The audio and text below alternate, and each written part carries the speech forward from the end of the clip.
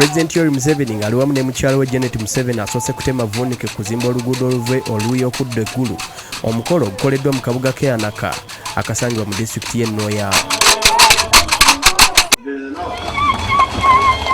Oluguudo luno luwerako kilomita 7 lugenda kuteekebwako koolansi ng'omulimu gwa kumalawo obuwumbi bw'ensimu za Uganda 164 era nga kampuni y'Abachina eya Zhongmei Engineering Group yegenda okuluzimba.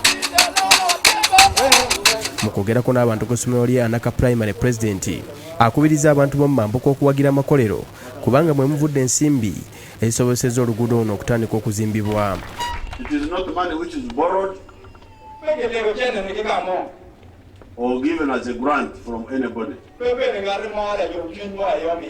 It is Uganda government money which has come from the economy, which the NRM has been able to repair.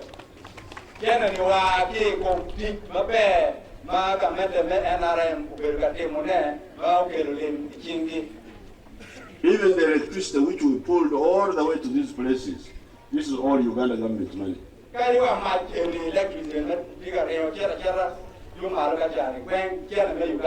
Akubirizza abantu mu bitundu by'e Nnoya okulwanyisa olumbe lw'obwavu nga benyigira mu mirimu egisobola okuyingiza ensimbi mu maka gaabwe. Pulezidenti yayongeddeyo n'atongoza n'omulimu gw'okuzimba oluguudo oluva eggulu okudda e Acholiba Kitgum okutuuka e Musingo ku boda Uganda ne South Sudan.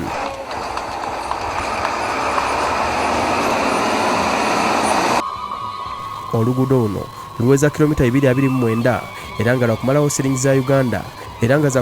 za Uganda obuwumbi 529.